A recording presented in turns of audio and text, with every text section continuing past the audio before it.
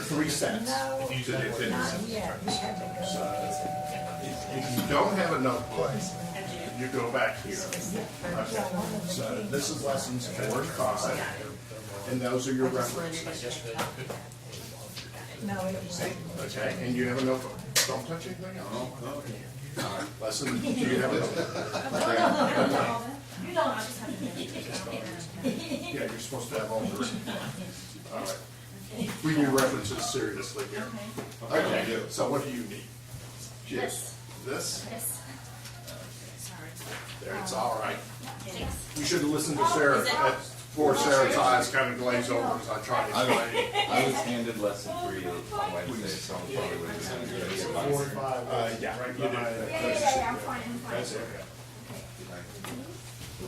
Yes, Number 12. All right. Who does not have a binder at all? You do not have a binder at all. It's all set. It's all ready to go. It's like you don't have to worry about anything.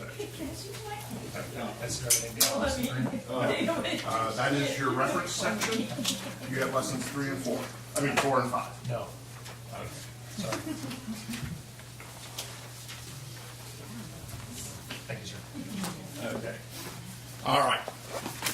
Hey, you have a notebook. All right. This is the reference section, Yes. and then this is lessons 4 and 5. That's not the fact. Yeah. That's yours. Okay. Okay. All right. So, and hopefully next Sunday I'll have everything done. So the rest is just, or at least I'll have another big kind of download. Okay. So everybody has a notebook. All right. You have lesson 4 and 5. There we go. Okay.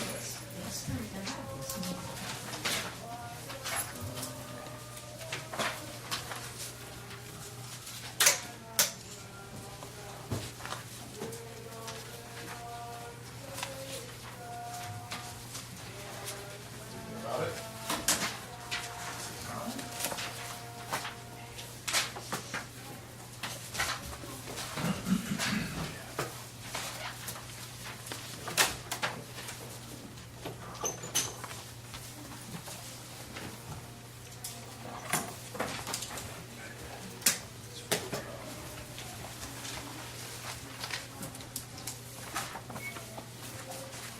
All right, thank you all for being here. Thank you, Grady, for taking the first 2. I mean, I just handed him a flash drive with a bunch of stuff.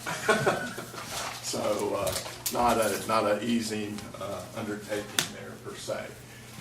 All right, Jason, could you lead us opening prayer? Sure. Thank you, Lord, for another opportunity to gather together. We pray that we would worship you acceptably today. We pray for the understanding that we can gain from these classes this morning, and we're thankful for everything that all the teachers here have prepared. And we pray that we would live for your glory. It's in Jesus' name, amen. Amen.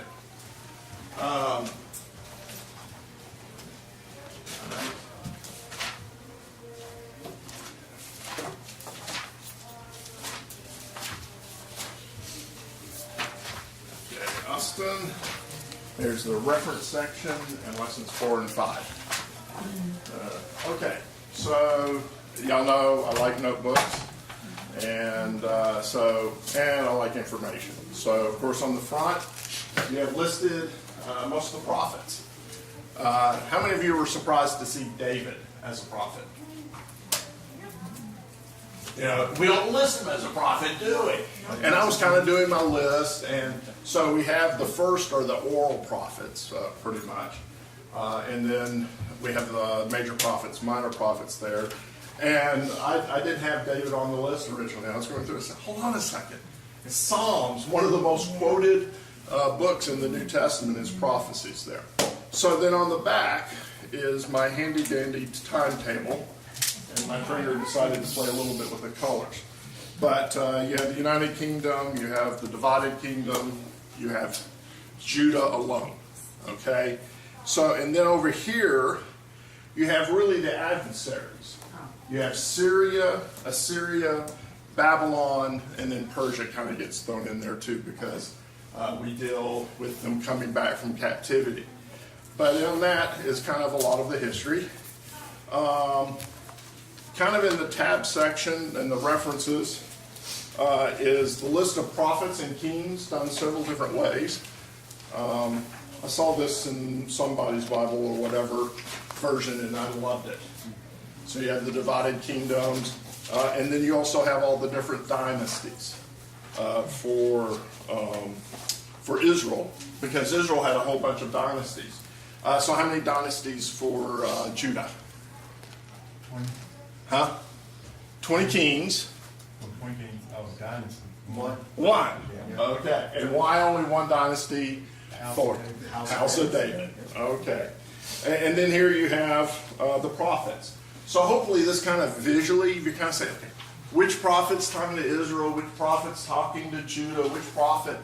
We got Assyria there, or actually Babylon. I should have an Assyrian one too, but I decided I didn't have time to make those changes when I realized that. But then, you just have a lot of nice kind of time, different ways of listing. And we're going to use this particular time a pretty good bit. Because what it does is it shows the ups and downs of the kings. Now, are these ups and downs spiritual or secular might? Yes. Okay, and you nailed me, Ken. You nailed me. Well, you got the case where Ahab, things are going pretty well, but spiritually, it's like in the tank there. Okay, so this is a spiritual, but also most of the time, this also kind of throws in that. So you'll see that one a bunch, and then these are just shown in a different way. King's list. You're trying to, keep your prophets and kind of the timetables and all of that. If I'm teaching the Old Testament and I'm close to being a king around the kings, you're going to see this table. So if you've taken one of my class, have my notebooks, you have this a whole bunch of times in there. But it's a very handy reference time. I use it, all the time. When I'm kind of confused, okay, when am I? What's my kings? Let me get my dates right. This is a chart I go through time after time. What's the type? Huh? What's the type? Good or bad? What is? Good or bad? Okay, gotcha. Yeah. All right. Okay. And then measures. This one's changed a lot over time because I find better pictures. Okay. So, what's a span, a cubit, those sort of things. What are weight measurement size? I think this was really helpful because the volumes, we aren't quite as easy to get our heads around those. So we have that. And then your weights, and realize you don't really have money until you're really at pretty much the end of the Bible. I don't know if y'all ever realized that, but money used as coinage and stuff, that's pretty much your Persian times. So you pretty much run out of the Old Testament when you get money. So a shekel is actually a weight of material. So thus you have coinage, which helps you in the New Testament, and you have weights that help you here. So the other thing is that this class it was funny when Blaine said, "Hey, Danny, I want you to do the Prophets Kings." I said, "Hey, great, I got this great 2-segment class." He said, "No." Yeah, we're doing 1st and 2nd Kings in January. In January, right. Although I thought it was Ezra and Nehemiah coming up first. Well, you got one section in between, so it may. Okay, that's right. Because what's kind of interesting is, and kind of where I was, hopefully y'all, they keep to the schedule. If they don't, it's not the end of the world. But one of the original lists,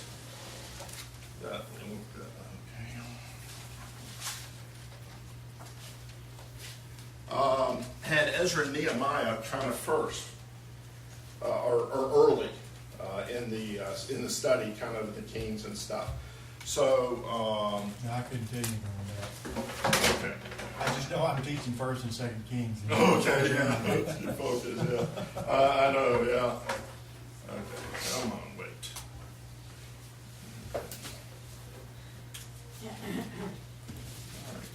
This morning, misbehaved me. There we go. Okay, so, kind of, and again, I didn't have any of this stuff kind of together to grade. I just kind of waved my arm a couple of times and explained what I was thinking. That we have, we're looking at a lot of different books. And we kind of think Kings, so we kind of think, United Kingdom, divided kingdom. We don't necessarily think return, but you're getting everything because we're going to look at it with respects to prophets. So we got the whole Old Testament, pretty much, the histories. We don't get into the conquest, that sort of stuff. But realize Chronicles is written, most likely by Ezra. It's written when they return. Okay? So they've returned from 70 years when you look at Chronicles. And so, they're looking at a city in ruins. This isn't Jerusalem. It happens to be, I think, Nineveh. But anyway, or Babylon. But, I think, Babylon. Can the city be rebuilt? Why did Jehovah let this happen? What about a king? They don't have a king anymore. What about the temple? How do I keep this from happening again? And so, if you kind of say, how can I kind of get the big picture out of all these different books and all of this valuable material here, is that Ezra and Chronicles, it's probably Jeremiah who compiled Kings, did the final compilation of Kings. And Jeremiah is they're getting ready to go into captivity. So when this is all brought together, punishment, disaster has happened. Okay? And the question is, how do you keep this from happening? So when we're reading through all these chapters, kind of look. It tells you there. Obey God, peace and prosperity. Disobey God, sword, pestilence, famine. And so we just see time after time these stories being told to us. Now, stories in this day and time is not a good word to use because the critics all say, well, Ezra and Jeremiah made all this up.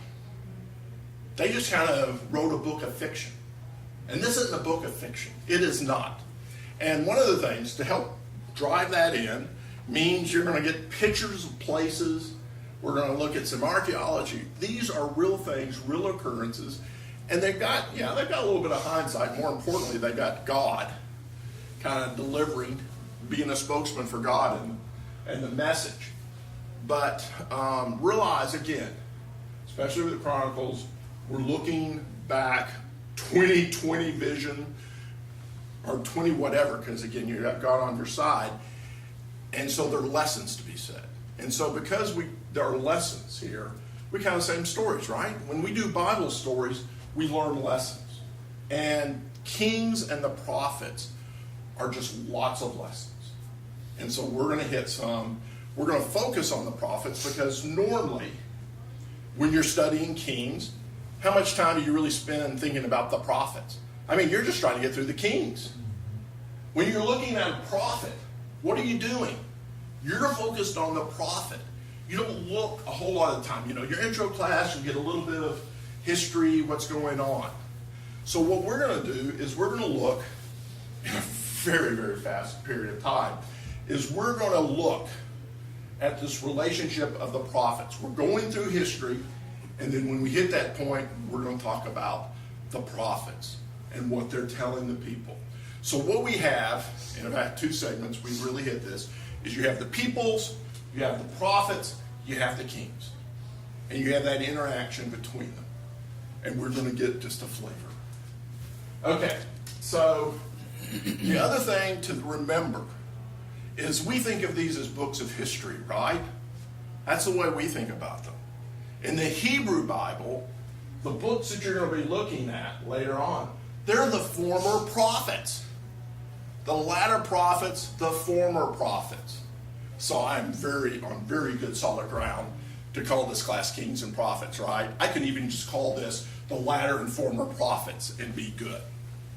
So, and then Ezra, Nehemiah, Chronicles is kind of the history books, but really it's just because they were kind of the last kind of written there at the end kind of time.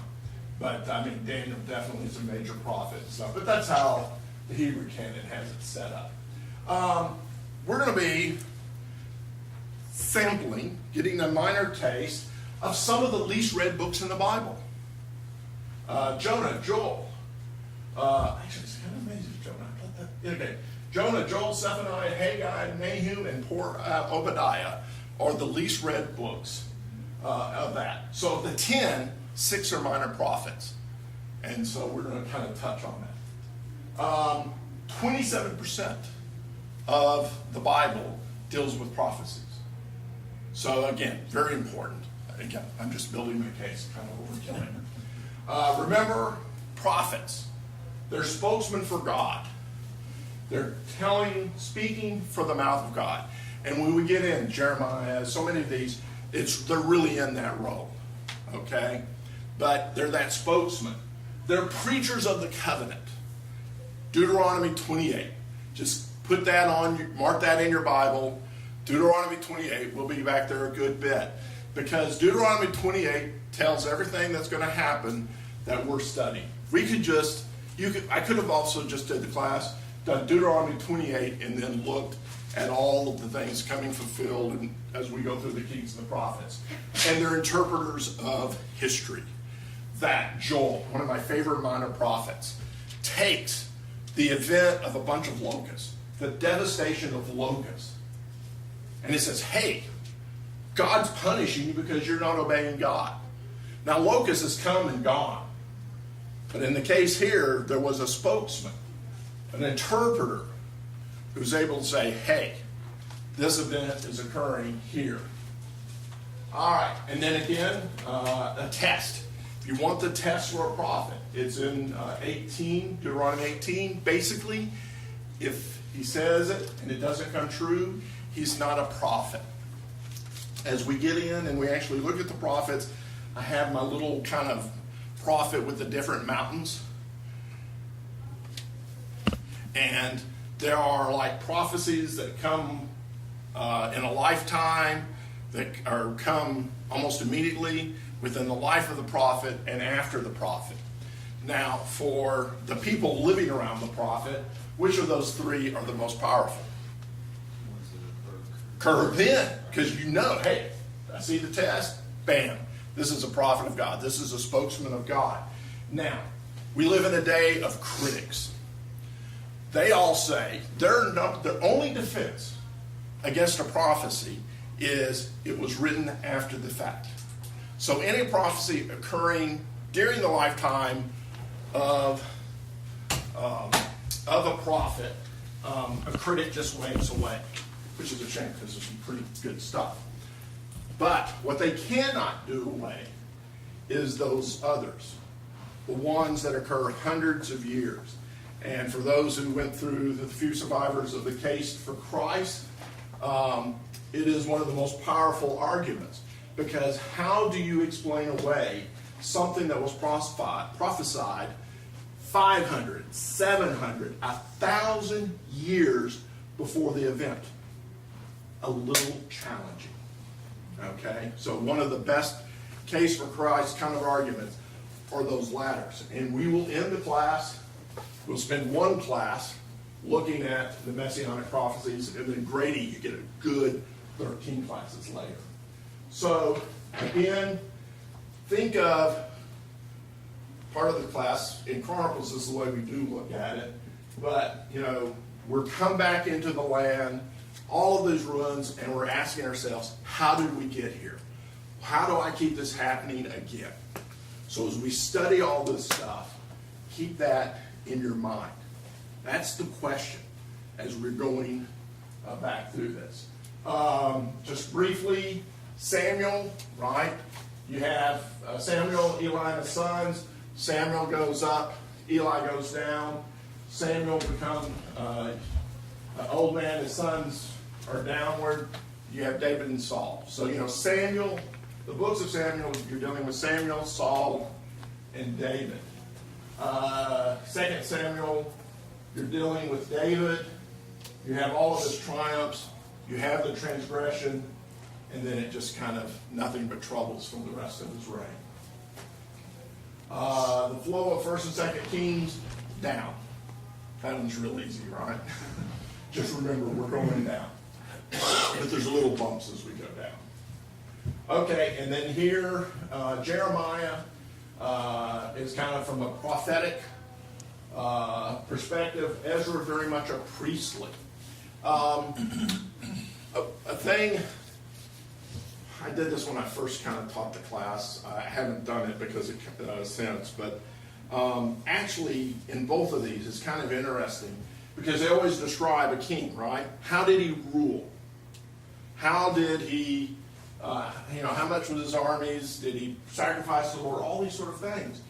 And you kind of read them, and they kind of go in, and then they go out. And kind of after when we get at least to maybe Judah alone or whatever, I'll give you the chart that has it all filled out. But, take note of how it's described, the king ruling. Okay? That little bitty synapses. Because when you look at the 20 kings, it's very interesting to see how those 20 are described. Even the good kings, there are different descriptions there. And there's a powerful lesson when you get to the end. So, when you do kings, it's not a bad way to look at kings. And then today, you're even getting the armies. Normally when I have the kids, we do the armies. And I'll give you a quick, brief look at the armies. All right, in your notebook is this chart. It's kind of right there at the beginning. If you look, I got that long chart, right? Page after page. You got 20 kings. Your minds aren't as good as the kids, so I'm not going to make you memorize the kings. You're not up to their skill levels. But what? You're not. But anyway, this summarizes it all. If you're trying to get the kings in your mind, you're wanting, what's one good page? It's this page here. And what we have today, believe it or not, if I get there, and we will get there, the early kings. We're in the early kings. Then when you start talking about Ahab, Elijah, Elisha, we're in the dynasty of the Omride dynasty. Then we have the Jehu dynasty, and then we have the confusing dynasty. 5 dynasties. There's actually there's a little more than 5. But anyway, you have the early kings, you have the Omride dynasty, you have the Jehu dynasty, and you have the confusing dynasty. Now, all of that describes Israel or Judah? Israel. Israel. Okay, but we're studying both kingdoms, right? So how is it that Israel gets to name how we separate out the kings? It's not fair. They're not righteous. Not a single good king, and it's those guys that we describe and keep everything in order. Hell, they're bad, so you kind of keep them in your mind. Ahab, who can, I bet more people know Ahab than Jehoshaphat. But the problem, again, is you got all those dynasties. If we were doing Judah, it's one dynasty, so it's a little hard to break them up, right? And Jehu comes in with a big bang. So you really know Jehu.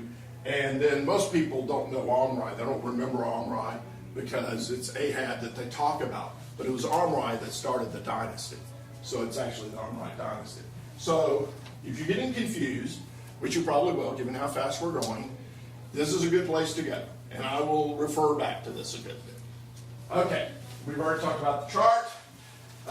We've got my little king cards, some there. They kind of will come and go depending on the time. But there, again, it's a nice kind of description there. Built the high places, appointed priests from many tribes. So the cards I kind of like because they have a nice little description. And then they have that synopsis, because God will give up Israel because of the sins of Jeroboam, which he sinned and which he caused all of Israel to commit. And you will notice on every northern king that it says, and the sins of Jeroboam. None of them get away with that. Did evil in the sight of the Lord. And that, it's the vision, you know. You'll see that a lot. You'll see walking with God. Josiah, neither to the left nor to the right. I love Josiah. Asa. So here we are, Asa. And during his time, you have Nadab, the son of Jeroboam, and then we have this new dynasty, Baasha. And Baasha causes him a lot of problems. And then after Eli is just a little bit of shorter time, Zimri, Tibnah are days, Zimri is, and then you have Omri there. So he has then a whole bunch of kings. But where we're looking at with Asa is, and again, one of the few where we're looking just at one king, especially from the south. But, I mean, a long rule. And really, you have to ask yourself, again, there are lessons to be learned here. So what lesson, what is the big lesson from Asa, do you think? His heart was right. His heart was right, okay. All right. Amazing. The statements given of his faith in the Lord and doing what the Lord told him to do. You have that example. They're given. That evidence is provided to us. Any other things that we know about Asa? I would think that after a long period of time of peace, that for some reason he forgot to rely on the Lord. He forgot, and that's a very good way to describe it. Here's a man that starts with God. Tremendous examples. But as he gets towards the end of his reign, no, I can do it. I don't need God. I don't need to rely on God. And so, and we have this, and again, fits well, that we have two different prophets that are kind of behind those instances, those interactions with Asa there. Okay, so there, I gave up my nice king list and stuff to be fancy. Because this is a lot more fun to fill in. You fill in that table by the time you get to the 20th king, you're really saying, okay, Danny, why am I having to do this? So this is a lot more fun. But generally, when you look between Kings and Chronicles, they will tell you when the king, how old he was, whether he was a good, bad king, how long he ruled, his cause of death, what was done with the temple treasury, what was done about temple sacrifices, temple activities, what was his attitude towards high places and pillars. I usually get to know about his mom, because the kings would have a bunch of moms, right? Or wives and stuff. So it was the mom that had a very strong influence on how the kid behaved.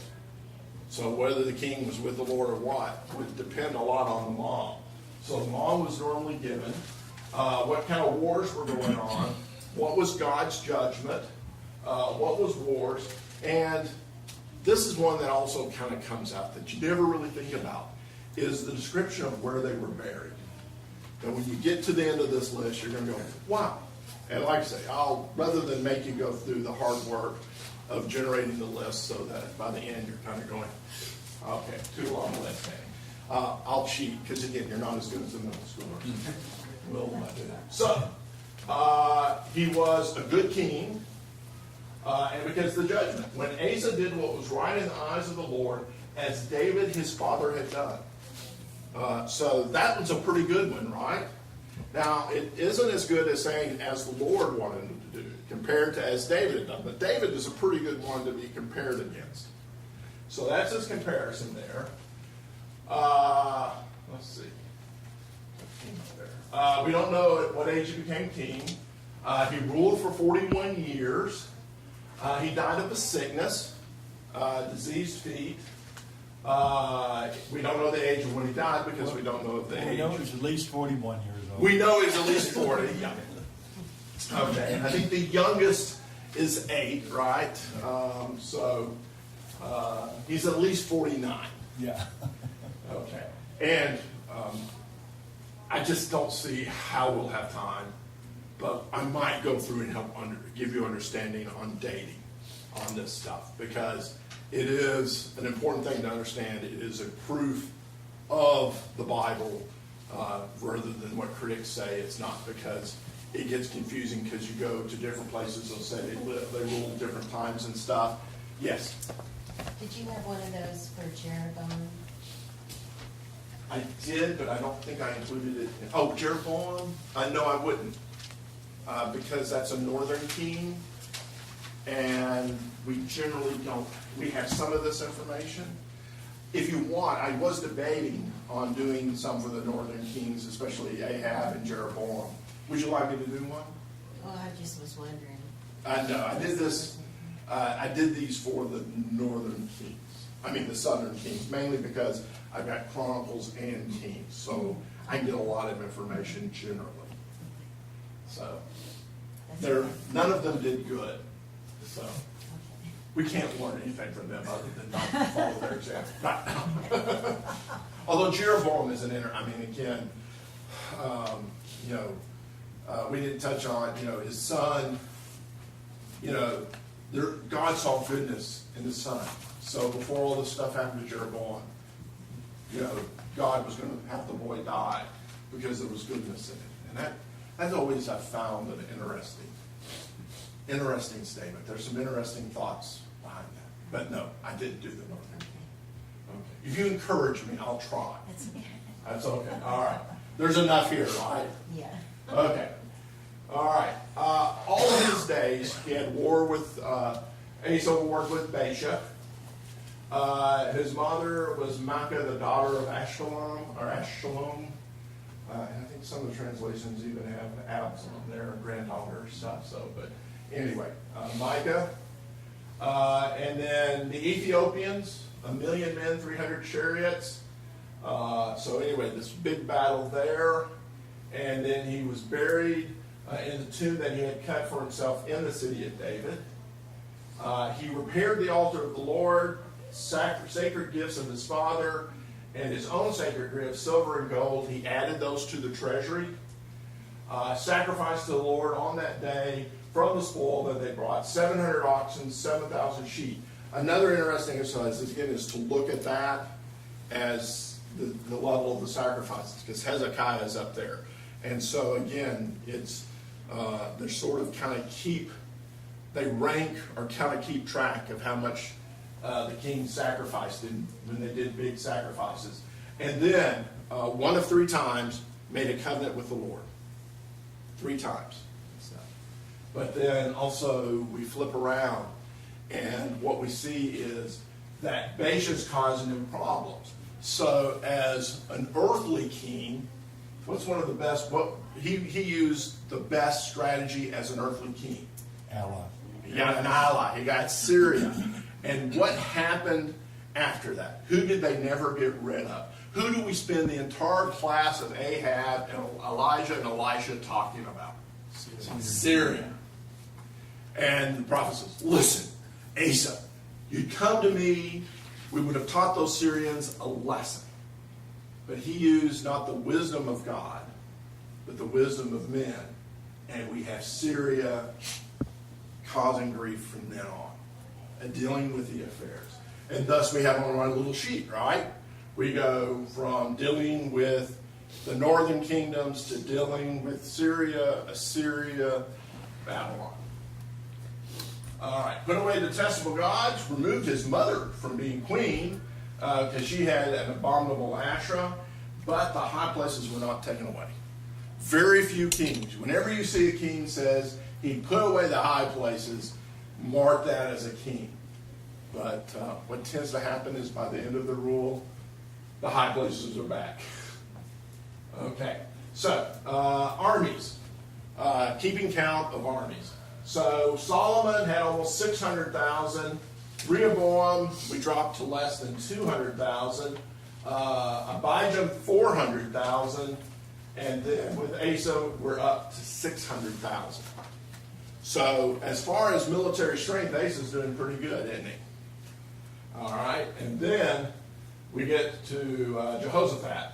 over 1 million, and then it goes back down. So it kind of gives you a perspective there, and I mean, they kept count of it, so we should kind of take a look at it, right? It's in the Bible, we should consider it.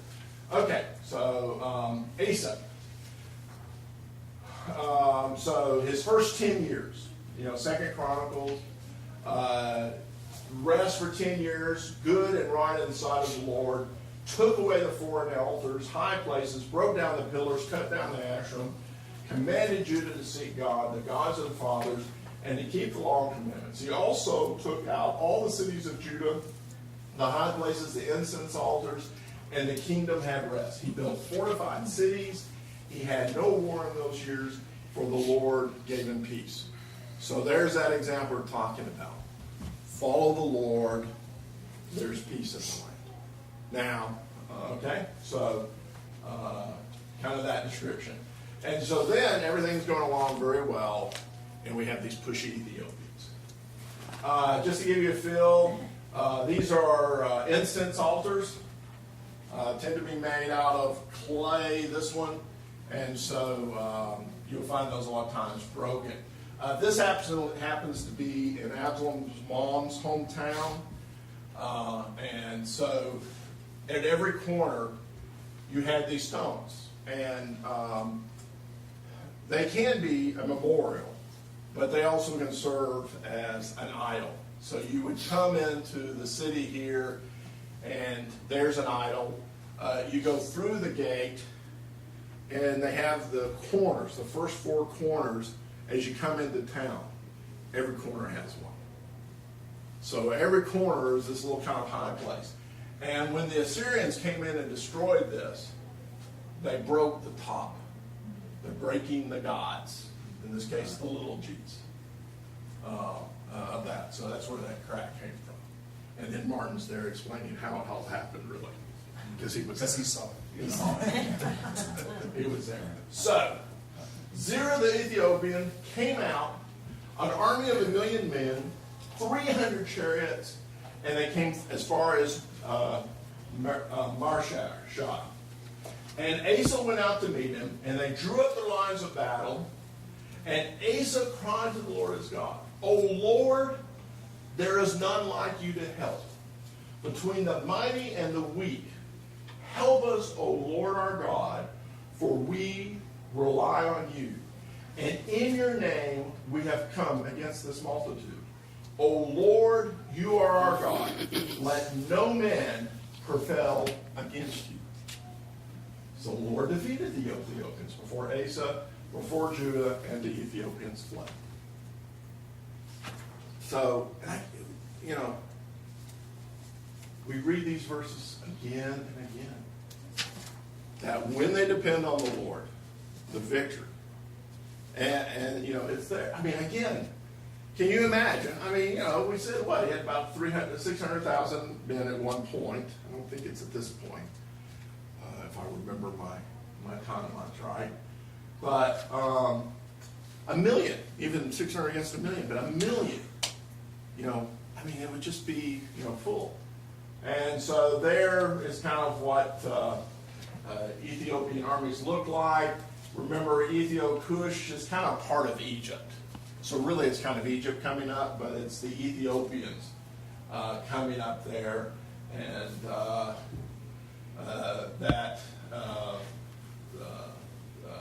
most likely then that would be, Orskan would have been in that time that he succeeded. And so in that time, a lot of temple building, a long, prosperous era. Because they had a lot of Solomon's gold down there. So Mashra, there's Jerusalem, and then there's Mashra. You kind of right here along kind of a road here. But what you have is this is kind of this is the plains, and this hill country is kind of the Shephelah. So what you would do if you had 1 million men is you come up through the plains. You can do pretty well. Chariots are mostly useless to you once you get beyond Mashra. And so you have kind of the ravines, the hills, and all are behind Mashra. So there's Mashra, okay? And then that's your hill country. and then coming this way is your plains. So I can bring 1 million men up, but I've got to get past Mashra to get on into Jerusalem. So it's one of the fortified cities. So and you had all these fortified cities kind of around protecting that hill country. And then that's looking. So there's your 1 million men. Put 1 million men on the plains there. And you kind of get a feel for what you're doing. And again, a very real place. And then that's what the Egyptians, the Ethiopians would have been looking at. And then here it's Rehoboam. He did this after Shishak took all the money of his dad's, all his dad's money. He then started to fortify. But again, Mashra, all of those that are along this kind of the Philistines are those fortified cities kind of protecting you from all those armies. You know, the planes, my chariots, everything can march, go real fast. And so those keep them from coming up into the hill country. So then, you know, has taken care of the 1 million. And so then Azra kind of comes in and says, hey, Asa, all Judah and Benjamin, the Lord's with you while you are with him. If you seek him, he will be found by you. But if you forsake him, he will forsake you. For a long time, Israel was without the true God, and without a teaching priest, and without law. But when in their distress they turned to the Lord, the God of Israel, and sought him, he was found by them. And in those times there was no peace to him who went out, or to him who came in. For great disturbances afflicted all the inhabitants of the lands. They were broken in pieces. Nations were crushed by nations, city by city. For God troubled them with every sort of distress. But you take courage. Do not let your hands be weak, for your work shall be rewarded. So there is the message of the prophet, speaking for the Lord. Now, what time period is Azariah describing? When you read that description, is there any particular time period in the histories that come to your mind? The Judges. Yeah, Judges. I mean, that's the Judges. Pretty much all the time. Oh, sadly true. Sadly true there. But you know, in particular, you think of the Judges, where every man, first man? Yes. Where every man did what was right in his sight. So they're broken in pieces, but again, kind of a description. But that description doesn't stop in the Judges, right? Bad king, these things come again. And the prophet's going to talk about these problems with the priest. And we're going to have some pretty doozy interactions with some false prophets. So Asa heard these words. He took courage and put away the detestable idols from all the lands. He repaired the altar in front of the vestibule of the Lord. So altar repaired, you know, he took courage. So why? I mean, he's the king. So why does he need to take courage? Just maybe because the people have been practicing things so bad, and now you're trying to get them to do good, you're going to have some resistance. Yeah. Saddest episode in the Bible is Zedekiah with Jeremiah. That Jeremiah says, Zedekiah, give yourself up. He says, I can't. They'll kill me. No. The Lord will, you know, that's what the Lord. You can save the city. Give yourself up. He didn't have the courage. Asa had the courage.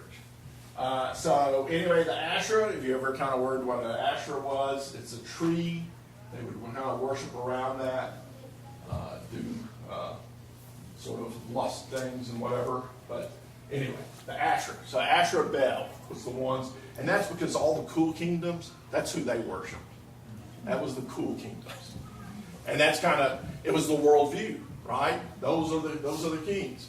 So that's Marty's dealing, you know, they're dealing with that worldview, kind of like class stuff downstairs on that. So here, he does a sacrifice, 700 sheep. They entered into a covenant to seek the Lord, but that whoever would not seek the Lord would be put to death, whether young, old, man, or woman. They swore an oath to the Lord with a loud voice and with a shout and with trumpets and with horns.